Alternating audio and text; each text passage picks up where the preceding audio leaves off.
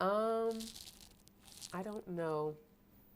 I'm going to start the stream and see what happens.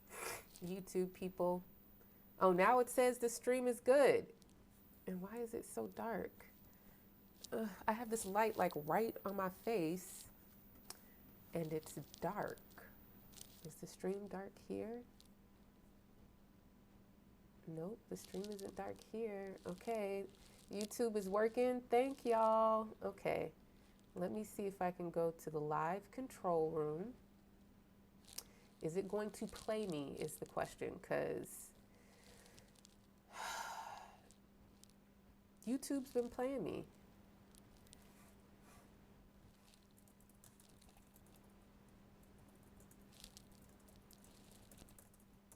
Okay, all right. I got my mini deck today.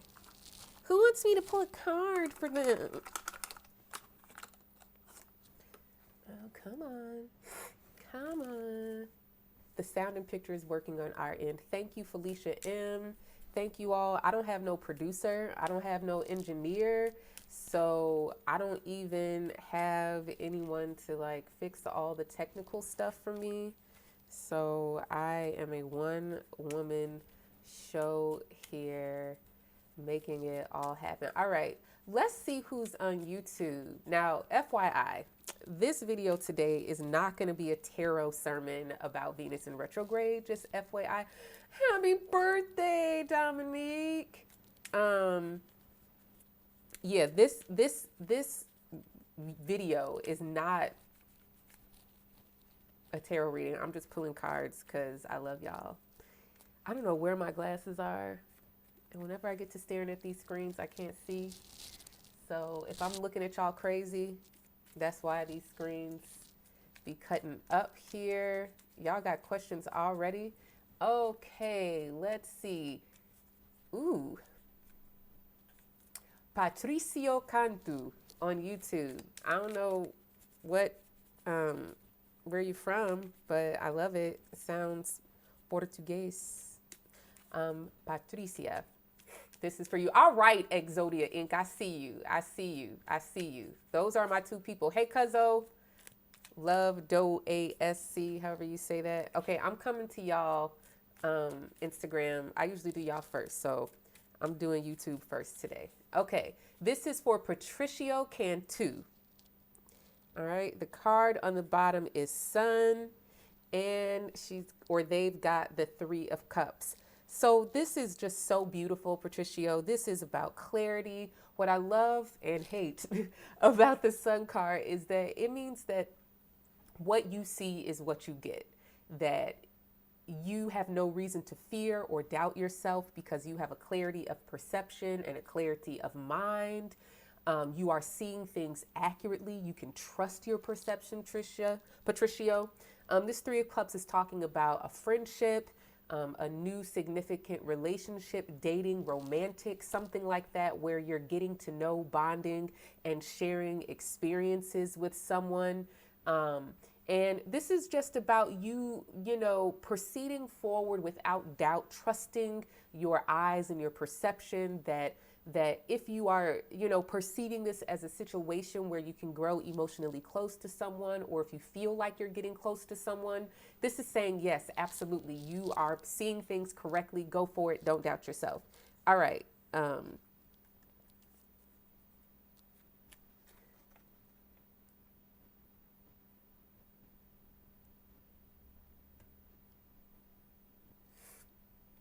Okay.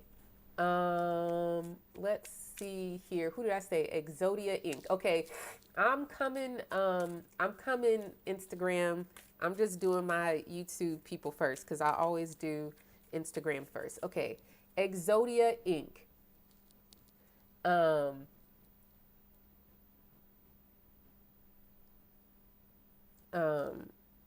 All right, Exodia Inc. We've got the Six of Swords on the bottom, and we've got the Three of Pentacles.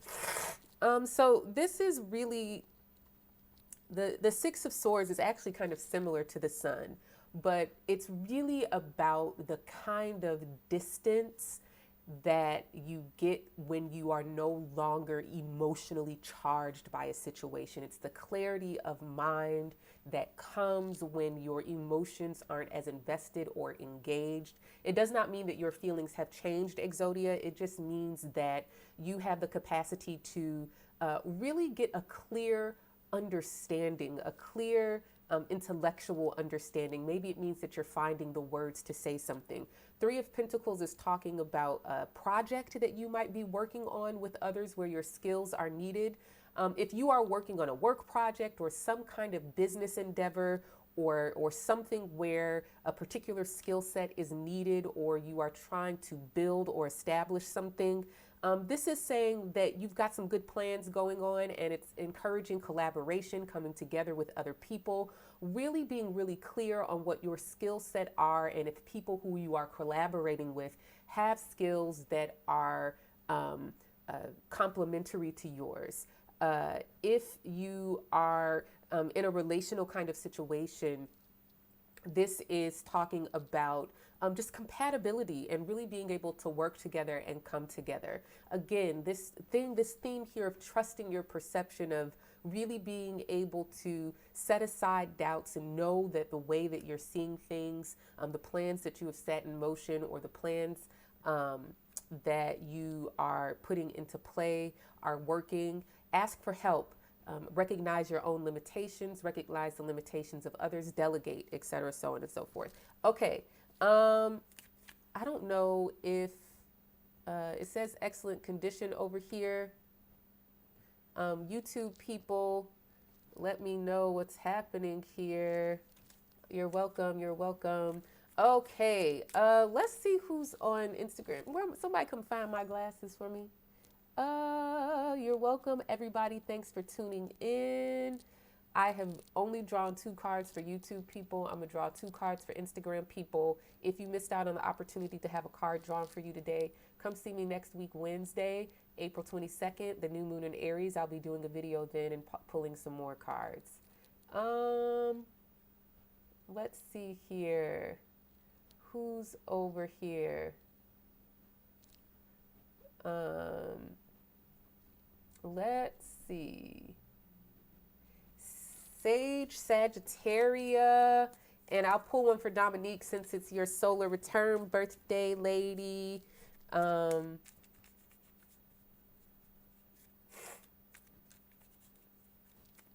right.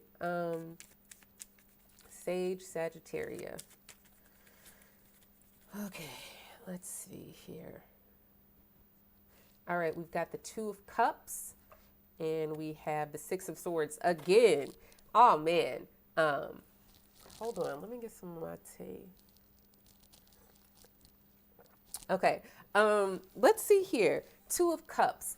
You know, I don't really see this card as inherently a relationship card, as in inherently or exclusively romantic. I really experience the 2 of Cups as really needing to meet someone where they are, matching energy, really, you know, when you're engaging or connecting or relating with someone, the 2 of Cups talks about really being in tune to the dynamic that's between you, rather than kind of enforcing or imposing some dynamic. The 2 of Cups can often mean conflict, actually, where there are 2 people with emotional needs or wills or desires. And the 2 of Cups talks about these 2 people coming together in order to work it out, in order to, I don't want to say compromise, but really make the relationship or the connection a better match of the 2 people involved. The 6 of Swords, again, this can be a sign that you have worked out some conflict with a significant other or a loved one. This could be, thanks, Reed. This could be that you have gotten a grip on conflict. But I also hear that if you have applied for a job and have an interview, that the interview went well. again, the Six of Swords is card of clarity, of perception, of having the language to articulate something. So if this is a relationship, again, really understanding what your needs are, what your partner's needs are, and understanding how you can shape the relationship to really match both of those needs. And there's just like a real big theme of here, don't worry, you're good. Don't worry.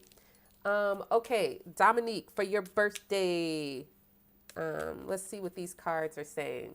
I hear you, Exodia, and you're welcome. Okay. 10 of Swords and 4 of Pentacles. Oh, thanks, Psalm of Shar. I was about to call you Shar or Shar. Thanks, Shar. Okay. 10 of Swords, 4 of Pentacles. Anxiety, beating a dead horse, overthinking, over worrying, really just over investing your intellectual energy in trying to solve a problem, Dominique. Really just the 10 of Swords often comes up when you're using the wrong tool, when your intellect is just too over invested. And you're thinking that you can think your way out of something, or you can intellectually, thank you, Carts 278, thinking that you can intellectualize or think your way through a problem. I really like the juxtaposition of this here, because I'm going to tell you what I've been telling my clients, and maybe I've said it elsewhere, but everybody should be listening to what I'm about to tell Dominique about this card.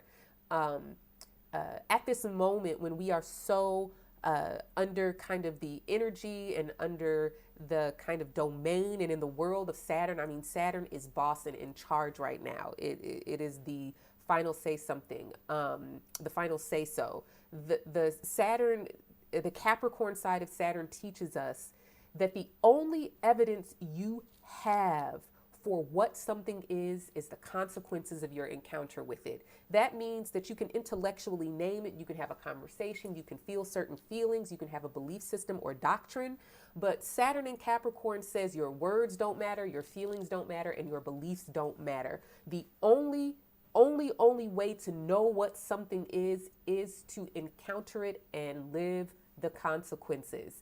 And so this is saying to shore up your protective boundaries and to, I wouldn't say brace yourself, because that's no more of a 9 of Wands card, Dominique, but this is really about you cannot think your way out of this. If this is financial, hold on to your money, pause on spending, save, protect your boundaries. If you are having some kind of conflict where somebody is overriding your boundaries, this is often a warning for me that you really need to be on guard, that someone might be about to test your boundaries. And so these are very physical. And I also want to say that if you've been working on boundaries in some way, Dominique, that this card is about, you can think about boundaries and you can write them in your journal and you can make promises to yourself about what they look like, but real boundaries only work when you encounter the boundary offender, right? And I don't mean that you have to allow this person into your space. I mean that you have boundaries when you're faced with an encounter with this person or thing. And that's that on that. People are getting cards because they showed up early and asked me to pull one for them. If you missed today, please come next week, April 22nd. Check my Instagram, YouTube, Twitter for a time. April 22nd, I'll be doing a reading on the new moon in Aries. I'll, depending on my energy levels, they should actually be better next week because I won't be PMSing. So I'll probably have a lot more energy to pull cards for people next week. So come early, come often, invite a friend, tell a neighbor, share, all of that stuff. Don't forget to like and subscribe to my channel, guys. What was that? Okay. Let's see here. You're welcome. You're welcome. You're welcome. I've got notes for that A. I sure do, because I knew that, for me, once PMS comes, like my brain gets a little bit foggy. And while it makes me a lot more psychic and intuitive and sensitive, thank you, Reed. Reed made me blush, guys. She told me I was cute. I just don't trust my brain today is the point. And so I have, thank you, Shanix Ray. I can't even get that to work. Whatever. I've got notes here. You guys should take notes. This will be on YouTube. Hopefully YouTube will cooperate. This will be on Instagram. Hopefully Instagram will cooperate. Let's just really say a word to Mercury in Pisces right now. I understand that you can't function your best Mercury in Pisces, and it's making technological use challenging. But I just want to take this moment because Gemini is rising, Mercury's on the midheaven, and I just want to honor Mercury and say thanks for the technology of letting us come today. Yeah, so I've got two themes for this Venus retrograde. And in the post on my blog, I call this social skills because y'all mofos, including me, need some social skills. Like, do you even know how to talk to people? Do you even know how to relate to people? Do you even know how to see people? Do you even know how to see yourself? Do you even know why you feel what you feel when you're in the presence of certain people? Do you even know why you like what you like, right? That's where I want to go today. I'm calling this particular sermon and this particular video Venus Retrograde 2020, Love is Blind, Quarantine Edition. Now, if you've been on Netflix and you saw Love is Blind, you should be obsessed with Cameron and Lauren, like me. I'm obsessed with them. They're so cute. Their chemistry is palpable. I need me a boo. I might not even be mad at a ginger boo. You know what I'm saying? Cameron is fine. I know he loving her down, right? But the whole point of Love is Blind is not about some idea of invisible race, of no genders existing, of everyone is fluid and anyone can wear what they want. There are people who experience relationships that way, right? But the differentiation of feelings, the differentiation of gender identities and sexualities and all of these things, these are so important. But in the time of quarantine, all of this changes, right? All of this changes, right? Now, I want to start off by debunking some astrological myths. Hey, it's Juju Bay. Hey. I want to start by debunking some astrological myths. Now, I'm going to let you know what I'm about to tell you is going to confuse you. It's going to make you think, what about such and such website you read? It's going to make you question what you've heard from other astrologers. And you know what? Good. Okay? What I'm about to tell you defies everything you likely know about astrology, everything you have learned, and everything you read on your favorite website called Cafe Astrology. Okay? I want you to listen real close. And I want you to take notes. And I want you to listen and internalize this. I want you to set aside your resistance, right? This is it. Every single planet in your birth chart is a relationship planet.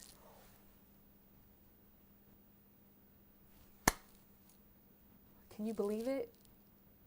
Venus does not have a monopoly on relationships. I don't care what your faves tell you. I don't really care what the internet tells you. Don't care what Google tells you. I don't really care.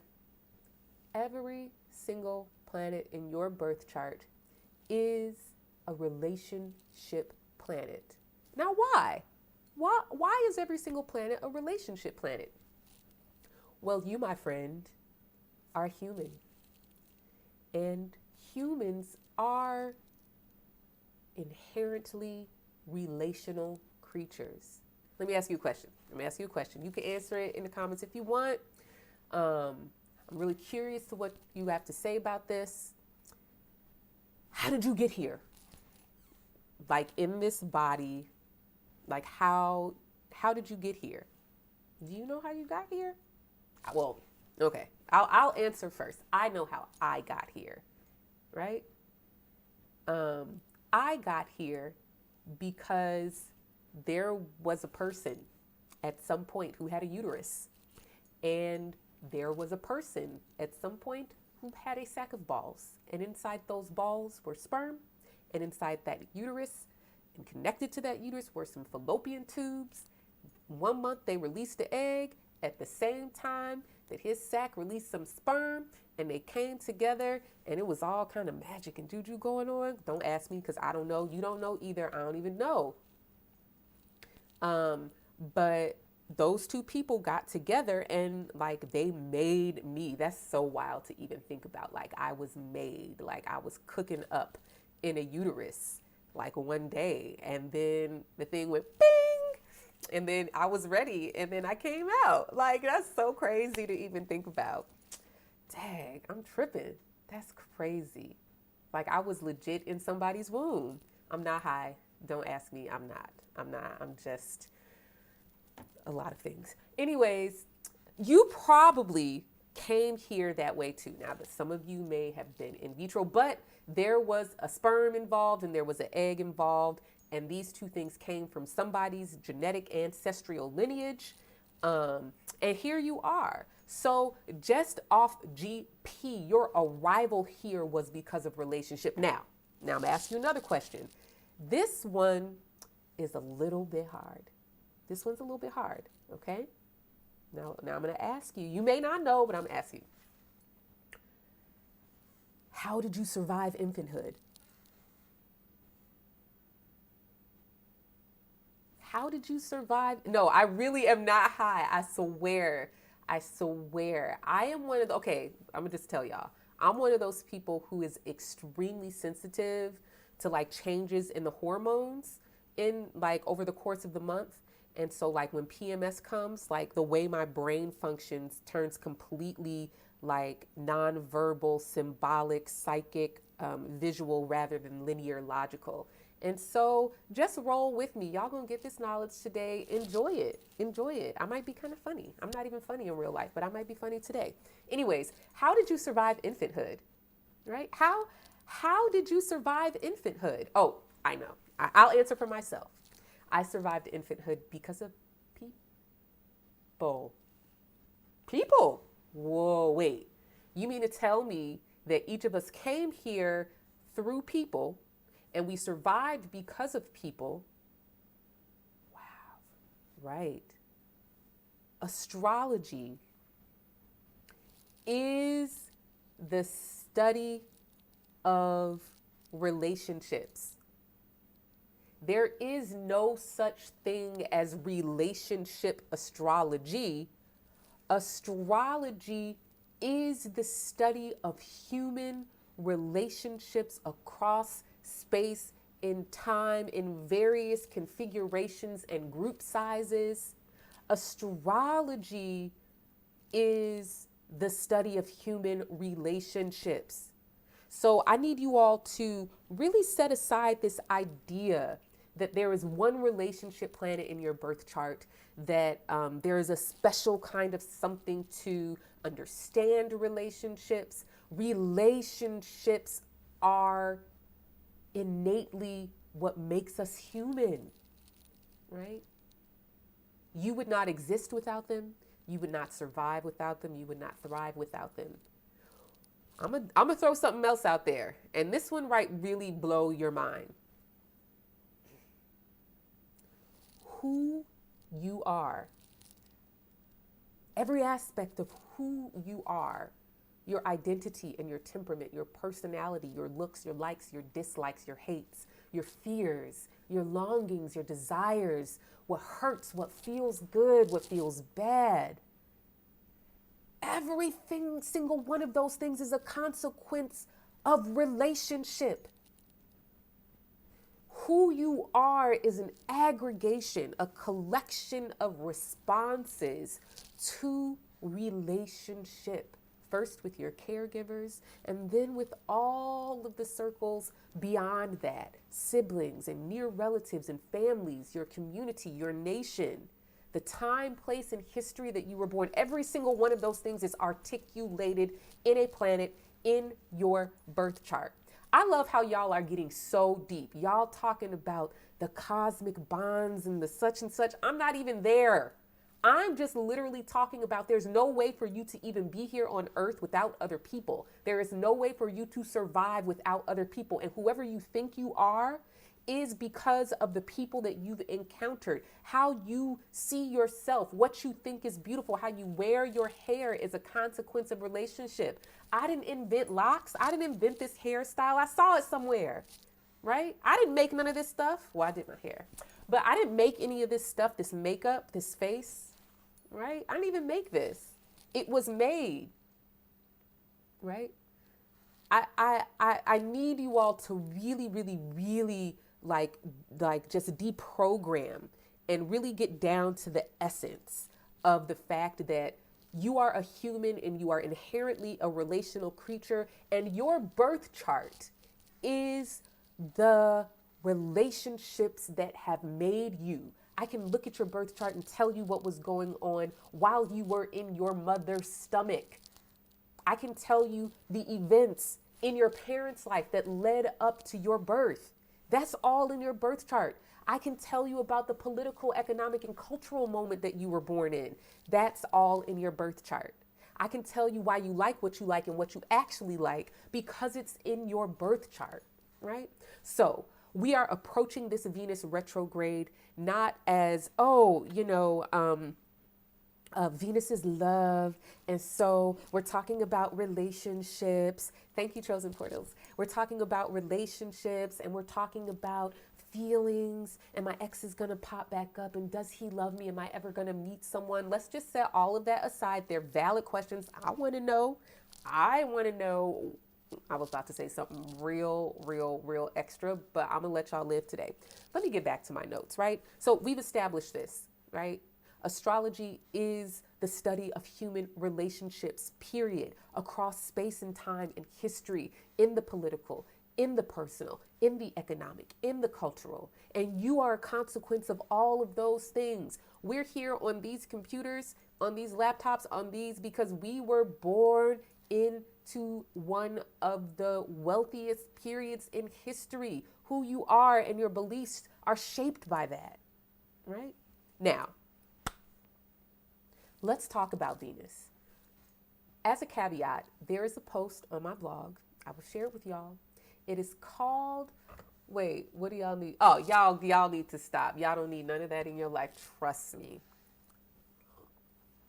I don't need for you all to be envisioning me in your brains. I'm not trying to give y'all a picture of me in a compromising position. And so I just can't say it. Okay.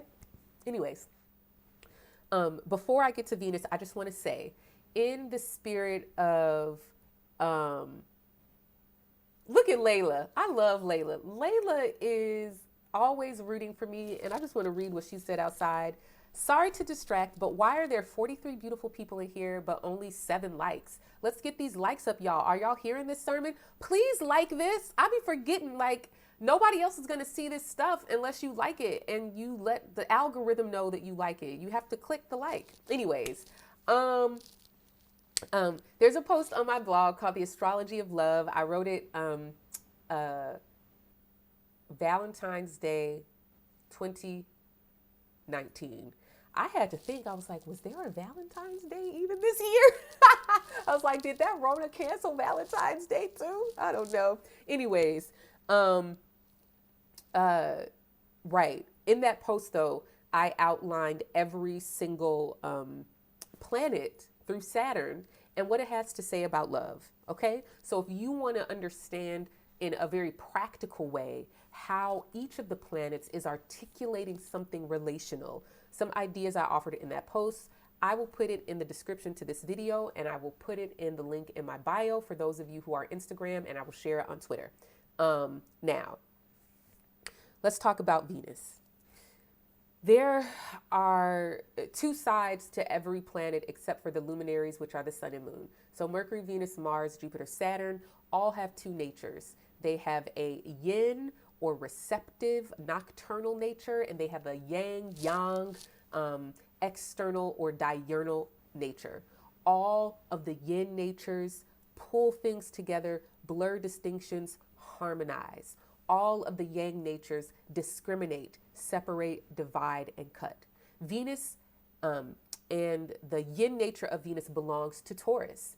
And Taurus is about this harmonizing, this magnifying commonalities, blurring distinctions, right? Oh, thank you. Let me do that. Hold on here.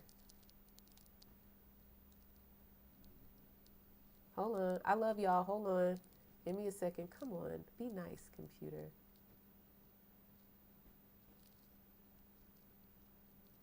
I'm putting my Cash App up. I saw it. Thanks for the Queen Vlogs for reminding me.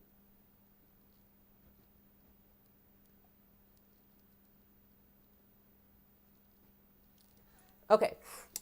So Venus really, this idea of magnifying commonalities means that we don't focus on or necessarily pay closer attention to the differences. Thank you, Alize. Blurring distinctions. Now, this can be aesthetically, and that's really primarily what we're talking about with Venus and Taurus. Remember that Taurus is an earth sign. Any earth sign is concerned with what is. Any earth sign is concerned with something tangible where we can feel, we can sense. And I want to bring back into this conversation something that I mentioned earlier regarding Saturn. And this applies to really all earth signs, which are Taurus and Virgo, and Capricorn, and Taurus being where Venus will spend the entirety of its retrograde in the next 4 months until July 31st. And that is that the only evidence we have for what something is our encounter with it, right? That the consequences of our encounter with something really are the final say about how we know what something is. And earth signs really live in this place of, I don't care, I don't want to hear your words, you can shut your mouth, yin yang, blah, blah, blah, yada, yada, yada, don't care, right?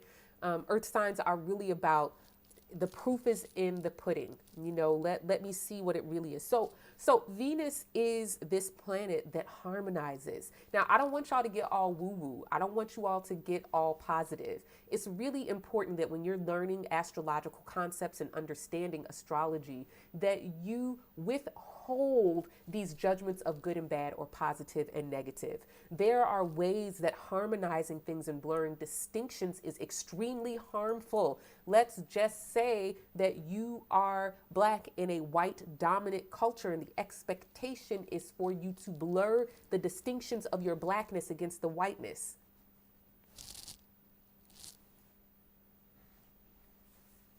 Right? This is Venus too. I just want to throw out a few words here, a few concepts, and then I'm going to rein it in and really start talking about the impact of this year's Venus retrograde on our kind of ways of relating with each other, both romantically, platonically, and culturally. Okay? But I want to throw out these concepts that I mentioned in a Twitter thread last week. And one of them was about passing. And passing is, how can I blur and minimize the ways that I am different so that I can be seen as one of them? That is really at the heart of what Venus teaches us about, especially in Taurus. How can I make it look like I'm one of them, right? How can I make it look like I belong here? How can I really play down the ways that I may speak different, I may behave different, I may eat different foods, I may walk different, I may talk differently, right? How can I downplay those things and increase the ways that I am alike or similar?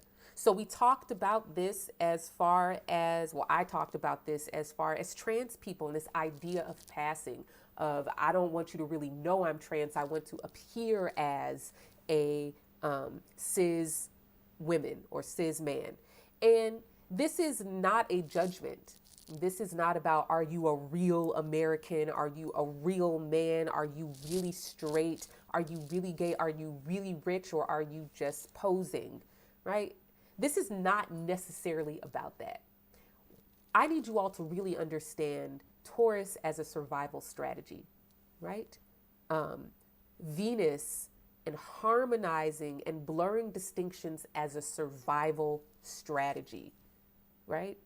A survival strategy is not to stand out too much, not to be too different, not to unnecessarily draw attention to yourself in ways that threaten the normative culture, right? Right?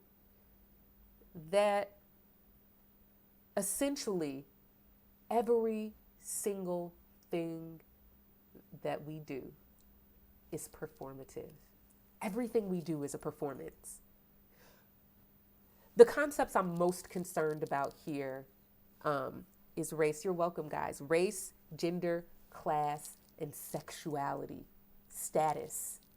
Race, gender, class, sexuality, and social status. Now, there are instinctual, subjective ways that we experience all of these things. And then there are the normative, performative expectations of those identities. There are the designations that are assigned to us: race, gender, class, status, and sexuality. And there is our lived subjective experience of this. Now, I'm just going to throw this out. This is really factual here. There is the archetype or cultural social concept of, for example, a woman. And then there's each of our subjective experiences of how we experience gender identity in our bodies. And I'm most 100% certain that no one actually experiences themselves the way that we culturally identify and designate the archetype of woman, right? That if woman means you like men, if woman means that you wear dresses, if woman means that you speak in a high-pitched voice, if woman means you wear your hair long, if woman means you get your ear pierced, if woman means you wear lipstick and makeup, if woman means that you work from home, if woman means that you have children, if woman means that you have a period, if woman means that you have a uterus, if woman means that you have breast, if woman means that you wear nail polish, right? These are all ideas. They're normative performances of womanhood. That if you want to be validated, for example, as a woman, you must have a uterus, you must have breast, you must have a vagina, you must have long hair, you must wear makeup and dresses, you must have a high-pitched voice. I don't have a high-pitched voice. It just is what it is. You understand what I'm saying? And I've never changed my voice. If you intimidated by my voice, then you're not about this life. No, seriously though, that's something that I was teased for, right? Because how am I really a woman when I sound like this, right? Every single thing that we take for granted as biologically normative is a social prescription for how to behave, the designations we have been assigned. Every single thing we do is performative. Everything. This is not to say that performing is wrong. That's not what this is about. This is not about fake versus real, and this is not about authentic versus performative. Humans are relational creatures. Being validated and accepted in social and relational circumstances is a key to survival. Great example of this. During the Great Migration of formerly enslaved Black people from the southern states of America to northern and western states between World War I, through the 1960s, there was a subcultural clear messaging to Black people, not only from white people, but amongst Black people themselves, that you're not in the South anymore, boo. This is not slavery. So they would hand out these booklets here in Chicago. They would hand out pamphlets to new migrants from the South. And these pamphlets would say, don't hang your laundry on the line. Don't leave your home with your hair wrapped up.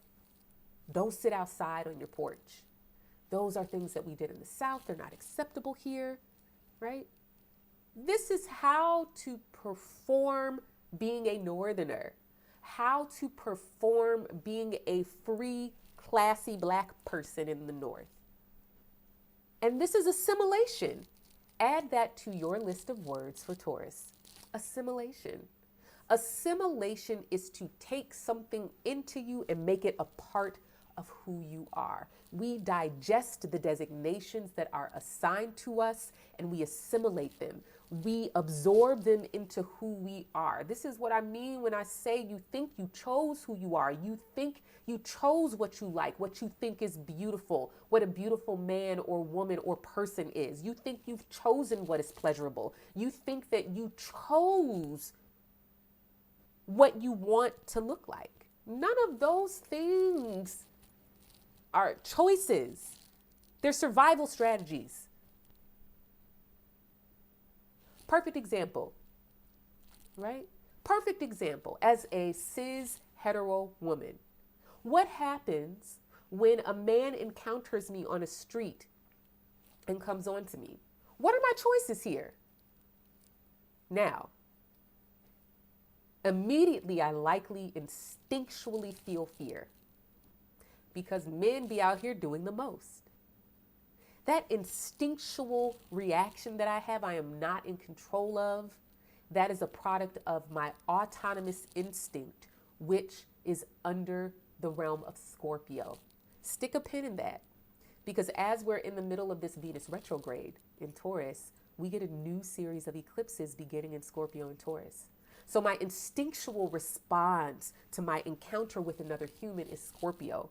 But what I actually say and do, right?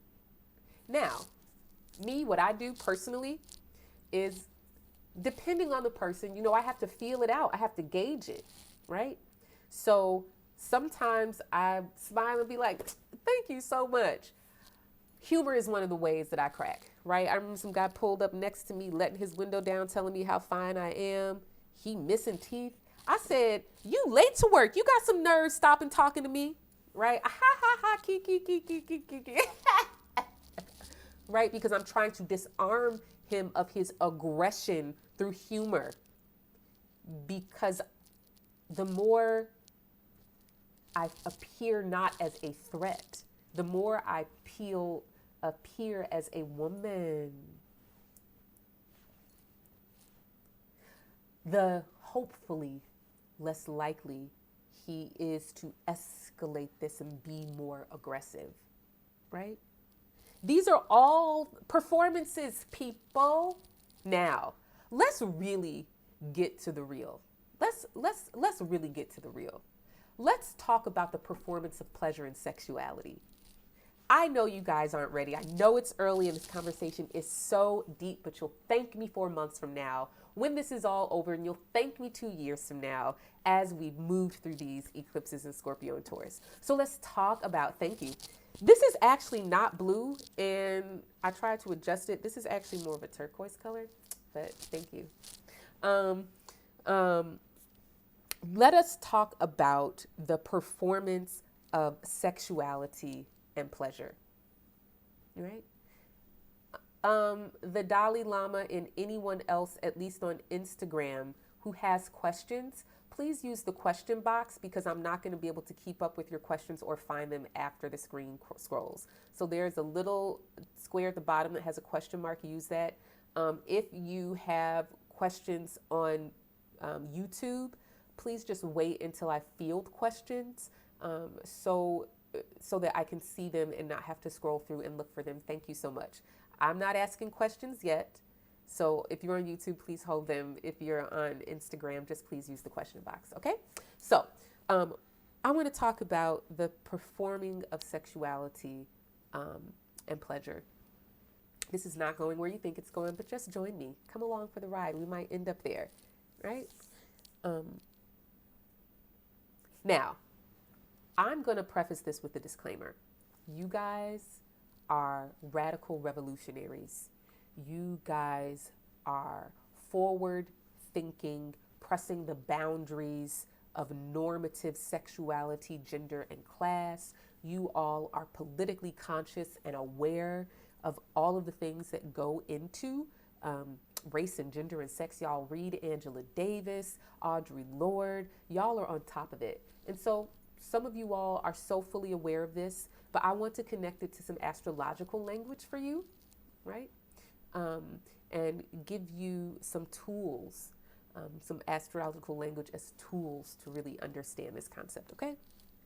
So I have some words here, and I want to say this first word because I know it's not one that you all have associated with Taurus, that you all have associated with sexuality, that you all have associated with Venus, and that word is hygiene.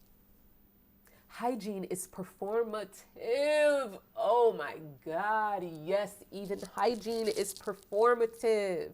You think that hygiene is for granted. No. How about way back in the day when people didn't have access to soap and baths, and so they walked around with these little cloths that had perfume on them because everybody was stank a dank, and so they just took a whiff of the violet essential oil in their cloth, you know, to not smell the pits of a hairy Tim standing next to you, right? But hygiene is performative and it's part of sexuality. If you don't remember anything today, remember that you are an animal. You're a beast, boo. You're primal. And to survive, your genetic programming wants you to procreate. Your genetic programming wants you to experience pleasure as a state of ease, deactivating your sympathetic nervous system that makes you want to run, makes you want to fight, makes you want to freeze.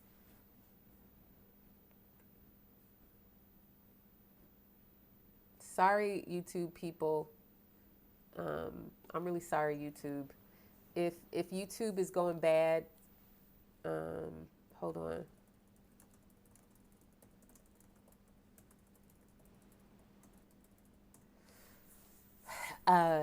Yeah, whether or not you,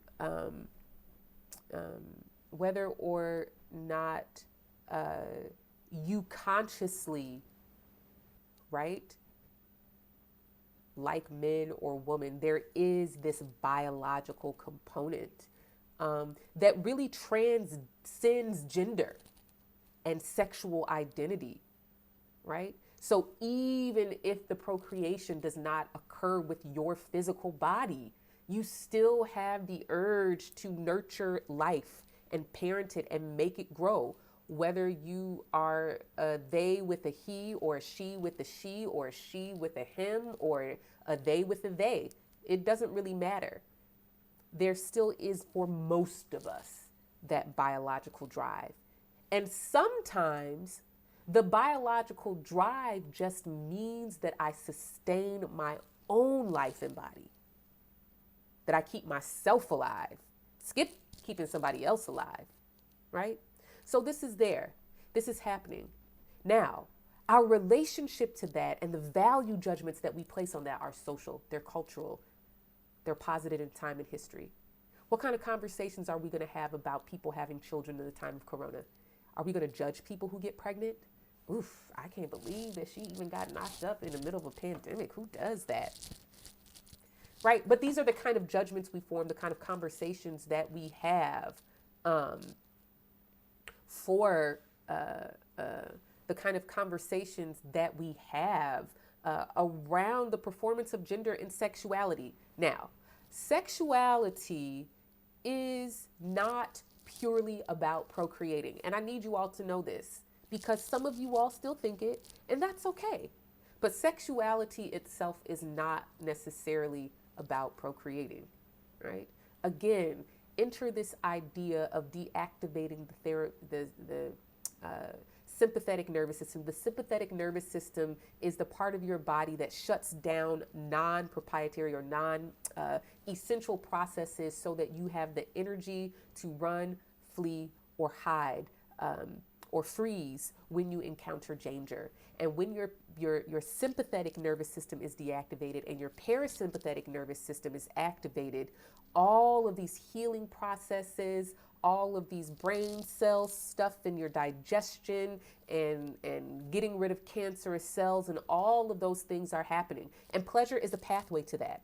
Pleasure is a pathway to deactivating your sympathetic nervous system. This can happen through sex. This can happen through food. This can happen through Netflix. This can happen through sleep and laying down. This can happen through all kinds of sensual experiences that stimulate the parts of your body that tell your brain everything is fine.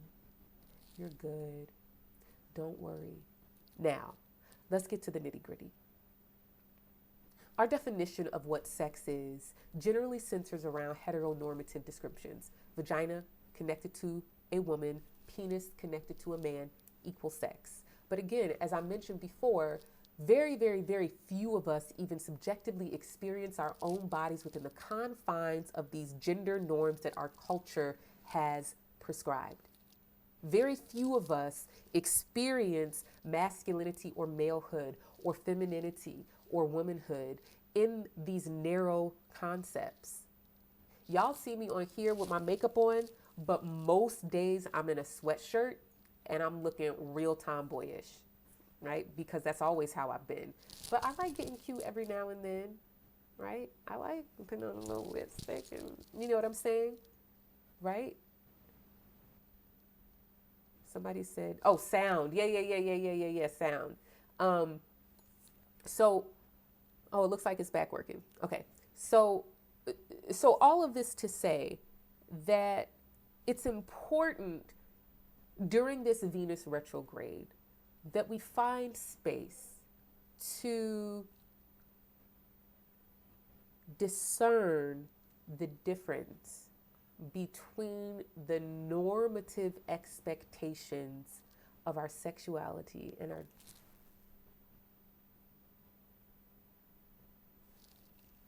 this light been acting funny. It blew a fuse earlier, and so it just flickered, and you saw. Sorry, right? So the question is, why are you attracted to who you're attracted to?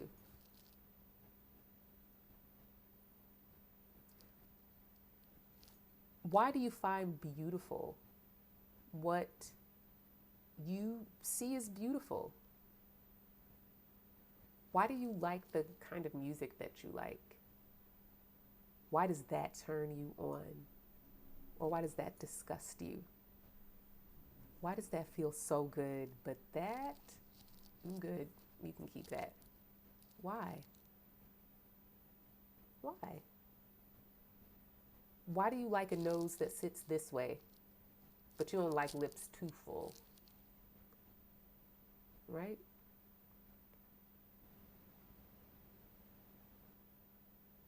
Right? Now, hey Ashley. Now, I really want to at least have some of this conversation without forming judgments. And I know it's really hard, but I'm trying to train y'all to think really critically, right? That it's not about being brainwashed. Your primary goal is to survive, and you do whatever you got to do that. And at the same time, you have these internal subjective experiences that you're constantly negotiating with and trying to figure out, is it safe to express this? Now, this isn't always conscious, right? People who have Venus in the first house, right, or Taurus rising or Libra rising, especially Taurus, with Venus in the first house, right? These are people who are so in tune with how other people are responding to them that they can easily just kind of change their tone, their facial expressions. On a dime, they can just kind of adjust to elicit the response that they want from people. That's the definition of a performer. And that is what performative gender, race, sexuality, and class is about. To elicit a certain response from people, preferably one that does not end with you dead, ostracized, rejected, or harmed, right? That's the goal of all of this stuff. How do I present and perform my gender in a way that keeps me safe? How do I perform my sexuality?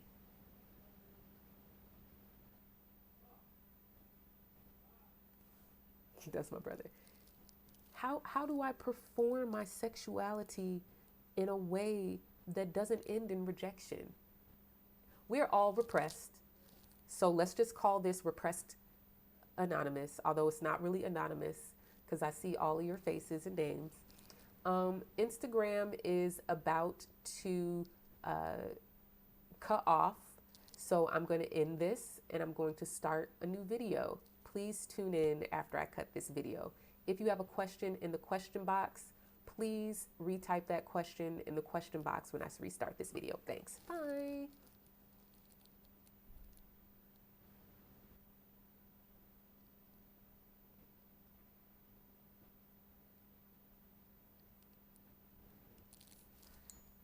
Okay. So, we're all repressed. And we're going to call this repressed anonymous. Again, it's not anonymous, but we're all repressed. And this is not a judgment on you. One of the things I want us to learn during this retrograde is that this whole conversation that we're often having around pick-me's, people who perform their femininity and sexuality in a way to get validation from men, y'all got to stop judging people. Y'all got to stop that. Stop with that pick-me stuff, right? These are people who may not really know that they're performing. They may not really grasp, and that's okay. Everybody not going to wake up. Some people just going to take a nap and they enjoy it, and that's fine, right? But we're all repressed. None of us have the full freedom and sense of safety to externalize everything that we feel on the inside. Thank you, Diddy Boss, right? I'm going to just keep it real. Like when I'm out in the streets, I look at men and women. I look at women's booties because women are really cute and beautiful. Breasts are great and so are butts, right? I also look at men, especially checking for crotch watching, right? Right? It's enjoyable. Now, am I going to have these conversations or be crude? No, because I'm not trying to perform homosexuality, right? This is not because there's something wrong with homosexuality. Not at all, right? Nothing at all. But when it comes to sex, I prefer men. Don't ask me why. I was socialized to be that way. But do I find women attractive and beautiful? Absolutely. Do I look at them? Absolutely. However, I perform cis, heteronormative, mostly sexuality for a woman, right? Now, for men who are gay, they are performing normative behavior for gay men. They are policed too. There are expectations. There are certain behaviors that increase your likelihood to be validated that way. Now, God forbid, a cis heterosexual man perform any behavior that seems slightly feminine, slightly gay, slightly not man, slightly not straight, right? The difference is here really, and this is the work of a Venus retrograde. The difference here is really about who am I seeking validation from, right? Why am I seeking that validation? What kind of behaviors am I performing in order to receive validation? What are the benefits of that validation? What are the consequences of rejection? Rejection hurts. Rejection is deadly. Rejection is harmful. Rejection can be violent. Rejection can be the difference between you living or dying, having food or not, right? So let's not really forget that we're talking about survival strategies here, right? Let's not forget, right?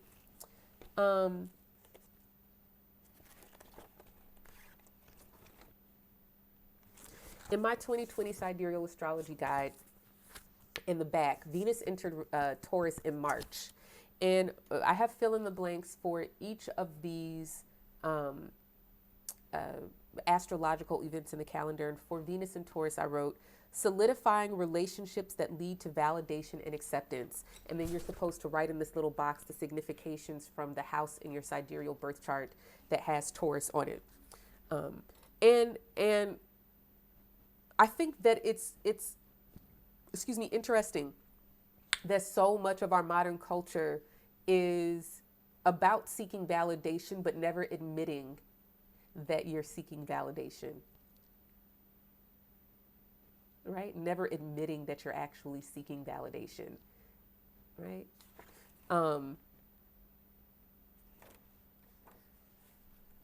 Who are you seeking validation from? Now, this could be real simple. You want to be seen as male, and so you assimilate, take on the dress, the behavior, the voice, the body language, the walk. You take some hormones so that you can perform the gender that you feel inside.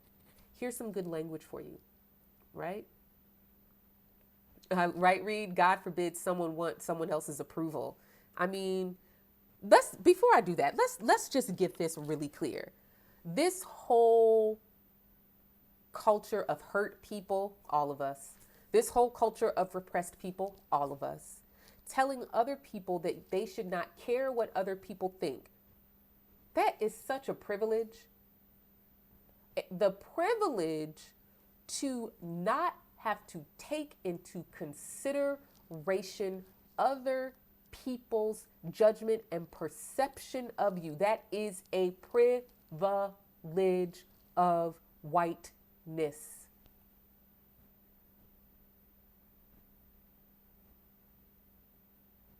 It is a privilege to not have to perform. It is a privilege to disregard someone else's or your community's or your culture's expectations of you based on your gender presentation. Hey, Karen. Hey, Shimmy. Is that Karen? I don't know. Hey, Shimmy. This is a privilege. This idea that you don't need people and so you don't need to care what they think of you is a privilege. My advice is always opposite. Absolutely care what other people think of you, but learn how to hold two thoughts at the same time.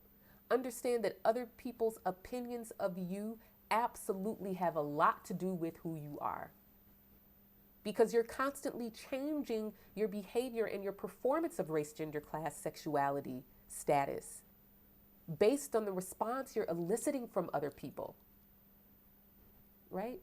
I want us to take some notes from our friends with Taurus. I've got a lot of clients with Taurus or Venus angular, midheaven, 7th house Venus, such and such. And these are people who play up and know how to perform. They know how to elicit a certain response. So maybe if we changed the language from caring about what other people think to eliciting a certain response, we can all agree that we do that. We all do things to elicit a certain response. We talk to do it. I looked really cute today because I felt like feeling pretty and I wanted to get all of your compliments about how cute I looked. I'm performing my gender. I'm performing beauty based on the standards of the culture I'm in. Now, am I black? Do I have locks? Yep. Those are all things that are contrary to the mainstream culture, right? But for you guys, you love my shirt and you love my hair and you love my earrings, right? Right? This is all performance. There's no shame here. Now, there is shame as a core emotional experience associated with Taurus and Scorpio. Shame as a way to deter certain behaviors and to encourage other behaviors. I remember as a kid, I always just wanted to do my own thing, and I was shamed for dressing certain ways. I was shamed for, I was very much policed around how my femininity and sexuality was expressed. I was called a floozy for wearing cutoff shorts or wearing a crop top, right? That I was constantly reminded that my body was not my own. My sexuality was not my own. It was imprisoned in the perversion of men, right? And so how I perform my femininity is within those contexts. The real question is, what is the consequence for not performing your assigned gender? What is the consequence? What is the consequence for not performing your race? What is the consequence for performing your race? The idea that there are these black and white kind of stiff containers aren't true. It's not real. It's not right. It's wrong. So let's come back to the sexuality thing, though. I want to hear what you all have to say. Right? Why do you, I don't have answers. I do. I have ideas. But the truth is, why do you like what you like? Right? Why does that feel good to you? Why are you attracted to that? Why you like to watch that on Pornhub, but you don't like to watch that on Pornhub? Why you like to watch that on Pornhub, but you really don't like to do it in real life? Right?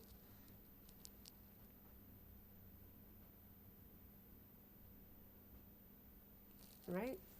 I'm keeping it real. These are really complicated questions.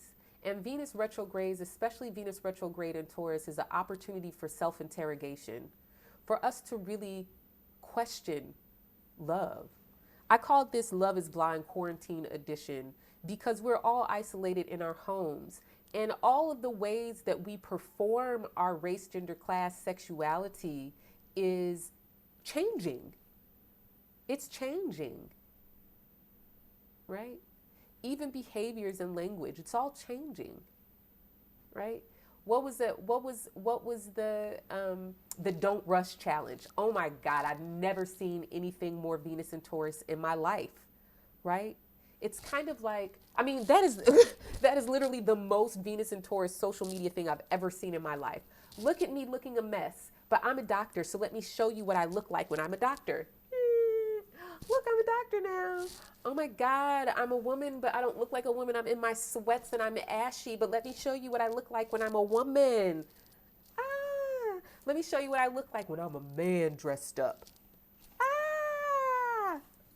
Right? Performing. Right? Now, class is in there too. Some folks are wearing suits. Some folks put on their best jean matching fit. Some people put on their snakeskin shoes. Some people put on their Jordans. Some people put on their lingerie, right? These people were performing.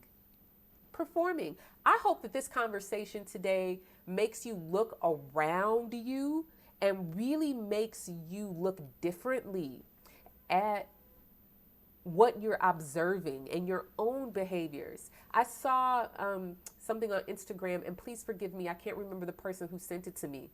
But now, Cockatoo Twin, we don't have to call it dumb. Let people have their fun, right? Like, this is what I mean. Like, when you really understand the ways all of us are negotiating with our subjective internal experiences and our need to be validated and seen by others, nothing is dumb, right? Everyone is trying to be seen. Everyone is trying to be loved, right?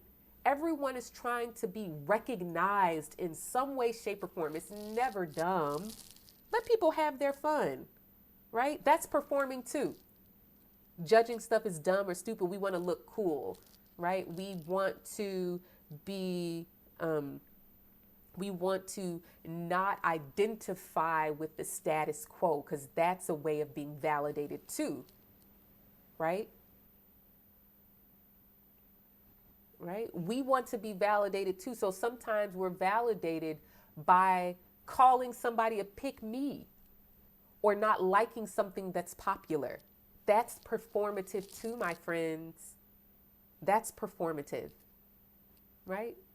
Yeah, I'm too cool to be focused on what all of these other people are focused on. Me too. I'm too cool. That's a tribe.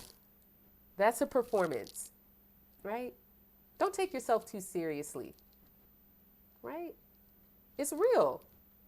Everyone wants to be loved. And we're out here judging everybody's wanting to be loved. We're judging everybody's appeals for validation and recognition. Now, I'm going to ask you a real question. I've asked a lot today, but I'm going to ask one more. And that real question is, how were your bids for validation, approval, and acceptance responded to? Right? How were your bids for see me, look at me, don't you like me, give me a hug, am I included, am I a part of the family, am I part of the community, do you like me, do you want me here, do you think I look beautiful, do you think I'm funny, do you like my outfit, hi, do you see me, hi? How were your bids responded to? Were you ignored? Ugh, girl, you ugly. What you got on today? Ugh. Oh my God, did you see such and such's hair? It's like she never has her hair combed. Ugh. Did you see her shoes? They got holes in the bottom. Ugh, she is so ugly. She stank. Why it look like she ain't changed her drawers? Can you really, can you really sit in it? Can you really sit in it? Can you really sit in those feelings of, we should all be practicing being Taurus. Hi, do you see me? I'm here. Hi, do you like it? Okay, you don't like that? Okay, let me try this. Okay, you don't, that's what a relationship is. Oh, that hurts you? Okay, I won't do that again. Oh, that hurts you? But that makes me really happy. Okay, how can we do the thing? Okay, then I won't do it here. I'll do it there. Right? This is Venus. We all get practice being Taurus. We all get practice. Love is blind in the age of quarantine because those types of validation that we get when we're in person are missing now. And so our bids and appeals for validation are changing. I want to read this person said, sometimes visibility is dangerous. Being seen but not truly seeing it scrutinized can set you up more so as if one was invisible. This is absolutely true. Being seen is not safe for some people, and that's why we perform, right? We perform. We spend 30 years in a cis hetero marriage knowing that we also love men or various other gender presentations. Do you think it's possible for people to fully heal from completely traumatic childhoods? Can you put that question in the question box? I can't keep up with questions that are rolling on the screen. I love you and I really want to answer your questions. I'm wrapping up and I'm going to answer questions shortly, right? I don't know what happened to YouTube, but I'm not seeing no comments, no nothing. But I'm going to leave you with this. Can you really sit and become present to your need for validation? And I promise you, the minute that you really acknowledge how much you just want to be seen as who you are, to be told that I like you, I want to be around you, I love you, I think you're great, you're so cool, you're good at that, right? The moment that you can do that, I promise you, judging other people won't even enter your mind, because you're really judging their fearlessness and vulnerability to make a bid for validation. So can you see that as an opportunity for you to learn? Now, this is a privilege. It's a privilege. I, of all people, know what rejection is. I'm very, very, very familiar with it. It is a member of my family, right? Right? So I know that rejection is life or death for some of us. But most of us have at least a small, safe place where we can say, I just want you to like me. Do you like me? And sometimes the answer is going to be no.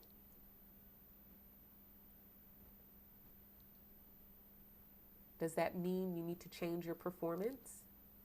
Can you tolerate it? How much can you tolerate? How much adaptation and change in your performance? How much is your performance is harmful to you or others?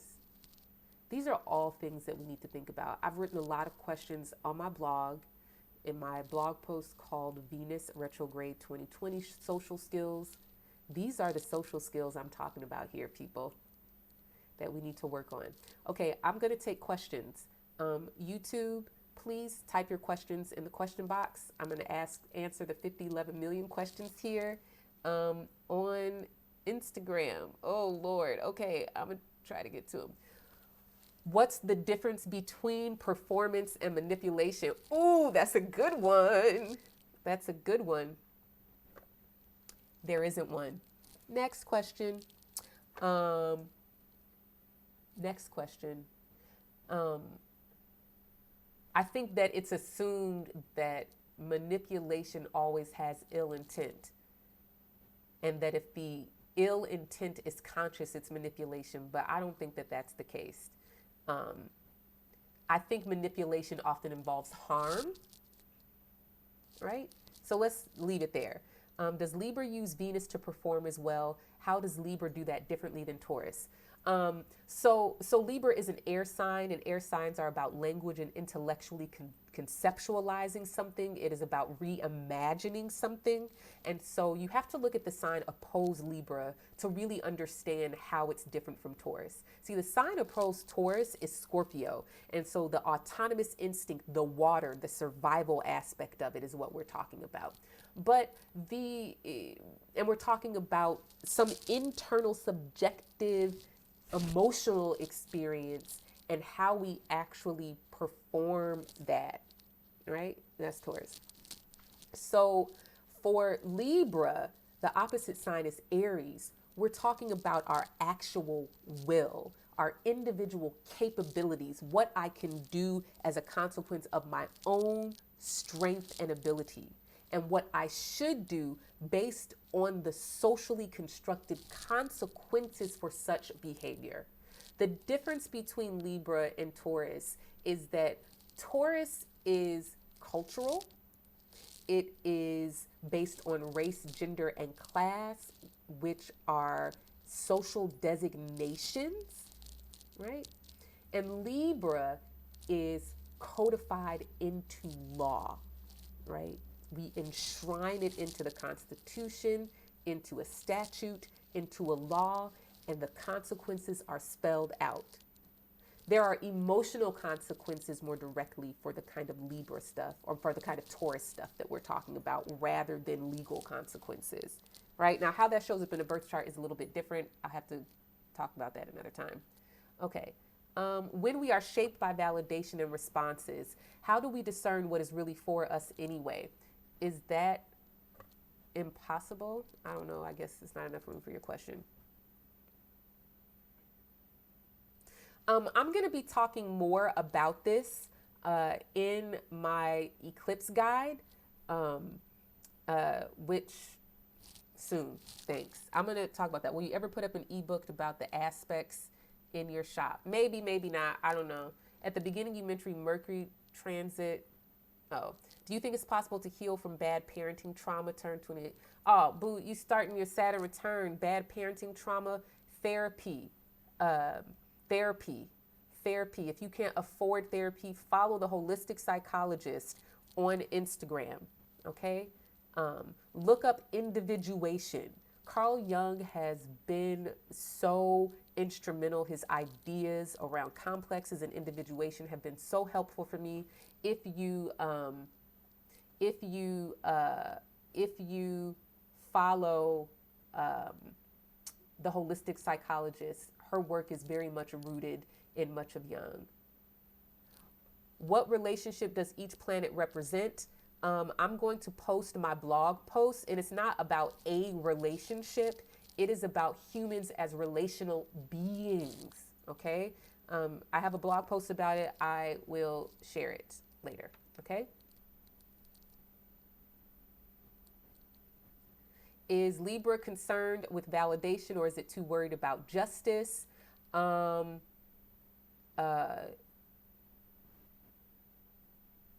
don't really know how to answer that. Yes, it's concerned with validation. I don't think it's too worried with justice. I think it's just in a different form.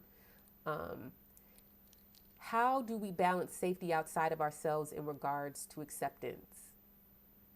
You got to ask that question, because I don't understand.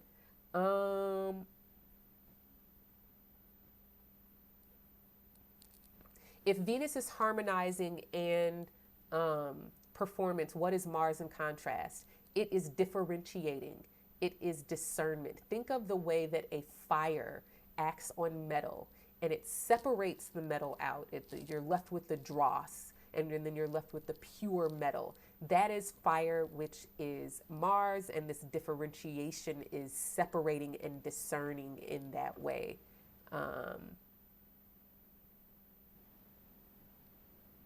Okay, let's see here. Some astrologers believe that although sidereal, okay, that's a cutoff question that I can't see. Do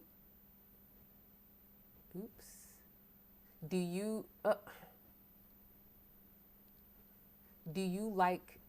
read like Stephen Forrest books? I don't read any astrologers books. I'm just being honest. I don't. I have some translations by Ben Dykes, and I do study those, but I don't read any modern astrologers books because we just coming from different places. What journal are you using? I'm so glad you asked. This is the 2020 Sidereal Astrology Guide by the People's Oracle here. And this is for sale in my shop. This is the printed and bound version, which I do still have some in stock, but you can also download the digital version. And right now, forever longer, until 2020 is over, when you download the PDF version of the 2020 Sidereal Astrology Guide, you can get my Intro to Sidereal Astrology free. Reed, be quiet. Let people ask their questions.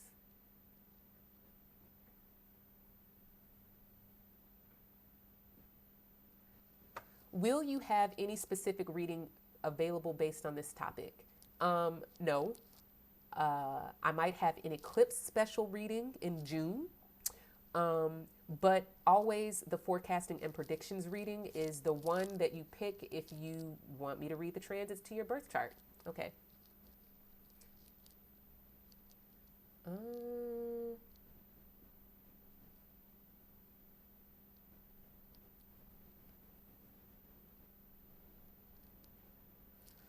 How is Libra's Yang Venus nature different from Taurus? That is such an excellent question. I kind of answered that earlier, but let's see what I wrote about it in the 2020 Sidereal Astrology Guide. Oh, isn't that beautiful? Look at her. Is she so fine? Okay, so you'll see here that I have each of the planets here in the center, the planetary glyphs on the outside, and then each of the two signs ruled by each planet flanking the planet. So we've got Venus here, and for Taurus, I said preserves relationships. So as an earth sign, it's holding something down. Something has already been established, the life and the body and relationships. And so Taurus is trying to preserve those relations, seeks validations by magnifying commonalities, gains accepting through pleasing appearance and behavior. Now, that's Taurus, okay? Libra is imposes reason. So the verb there is important, to preserve and to impose. Magnifies common ambition or wills between people, acts on principle, measures against the rules and consensus. And so air is explicit, and my Cash App was pinned, but then when I started answering questions, it went away. So let's try it again.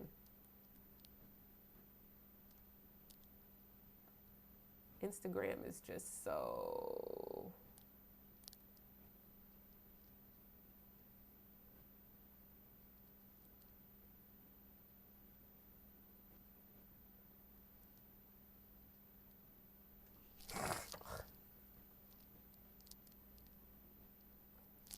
Self-preservation versus relationship preservation. No, I don't think Libra's trying to preserve relationships. I think Libra's trying to avoid consequences or reason with consequence. Libra is using the intellectual faculty of conceptualizing something. Whenever you conceptualize something, you are objectifying it. And to objectify something means to make it separate from yourself. So Libra is objectifying their individual will. This is why Libra is justice, or the sign most associated with like a judge or an attorney. Because if I am in court and I am presiding over a case, I'm not supposed to impose my individual will or opinion onto the facts at hand. I am supposed to use my intellect to conceptualize and measure the evidence against a standard that has been explicitly established, which is law and remedies and statute and tort and all of that stuff. You see? Okay. Okay, there's another question here. Hopefully my pinned tweet won't disappear. I don't know where the question is. Is it at the bottom? Can you suggest any healing source? Right. Thank you, Cocktail Twin. Have you been reading any good books lately? Yep, I have been reading good books lately. This is a book I'm reading, Iron John, a book about men. Yeah, again, in the tradition of Jung.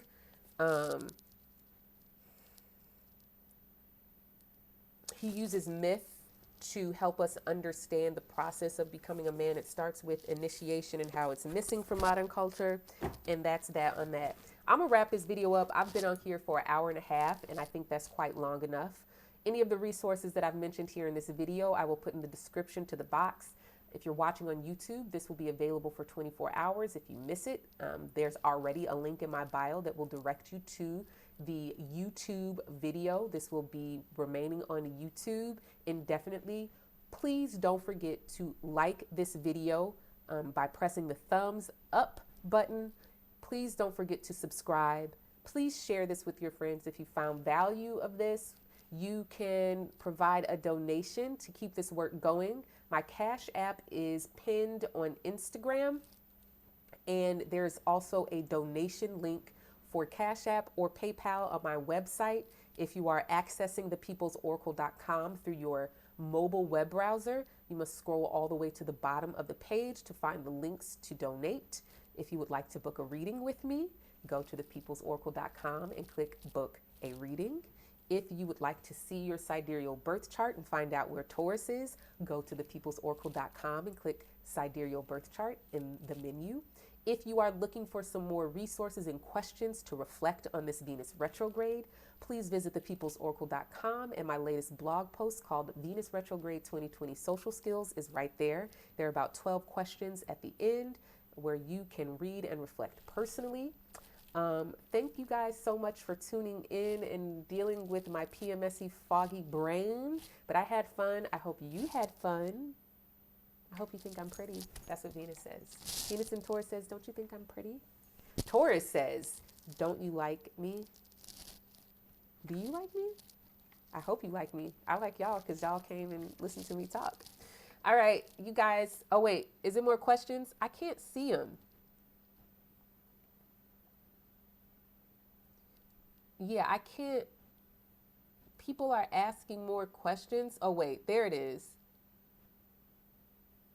Does Venus retrograde affect the house it is in for your birth chart, or does it affect the Taurus house? Both, boo. And that's what's going to be in my Taurus Scorpio eclipse guide. Going to walk you through interpreting your own Venus in Taurus. Thanks, Reed.